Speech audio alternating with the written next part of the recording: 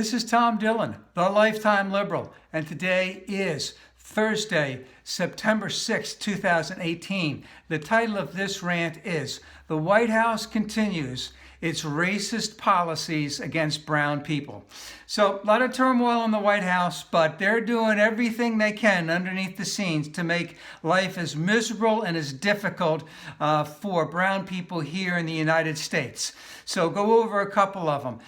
There are U.S. citizens who were born in border areas between the United States and Mexico 30, 40, 50 years ago who have citizenship papers and have passports who are now having to prove that they are actually citizens by having such things as their parents' lease agreement from 30, 40, 50 years ago or the prenatal doctor. Now there are some that were born in Mexico that do have papers, but it is a very, very small amount. And of course, the Bush administration and the Obama administration, including the Clinton administration, tried to deal with this in a very humane way. Not so at all with this administration. So you're a citizen one day, and then you're technically not a citizen the next day.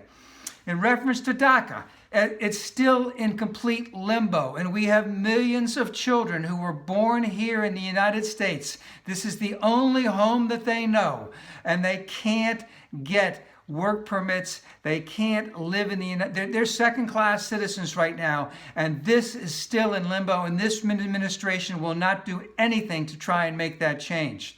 We still have over 500 children who have been separated from their parents at the border, have been in detention centers, and it is still, I believe, over 40 days since the judge said that they have to be returned to their parents.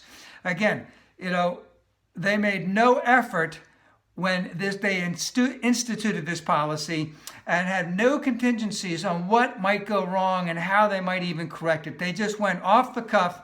Let's separate them. We'll figure out what to do with it later. They're paying a price. We also know that children have been reunited with their parents, and some of the young ones do not even recognize their parents or do not accept their parents because it has been so long since they have seen their parents.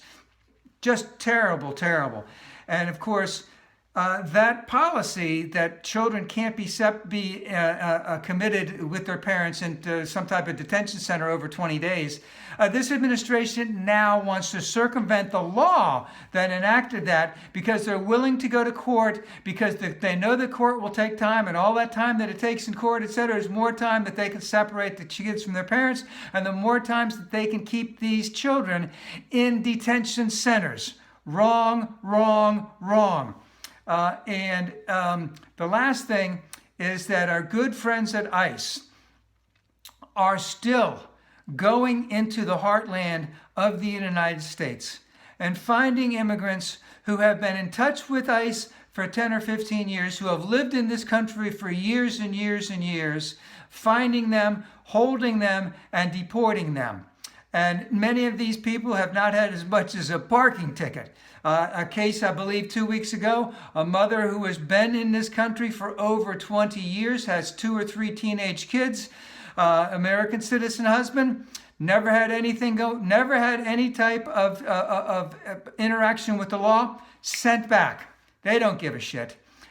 We've also had instances where spouses of veterans are sent back. It isn't just these people who do not have citizenship now. It is even people who have citizenship. I know someone specifically who has been a citizen for over 20 years. And that person doesn't even want to make a single comment, even like a yay or a nay, on a social media page because does not want any reason for anyone in the government to come after them. This is a terrible thing. So yes, there's a lot of crazy things going on at the White House, but they are doing their damnedest to have this racism continue unabated by harassing and finding any means necessary to harass these people of color. And it has to stop. And as one a Republican who renounced their Republicanism this week, said the best thing we can do is not vote for any Republican in this election because the Republican Party has to die.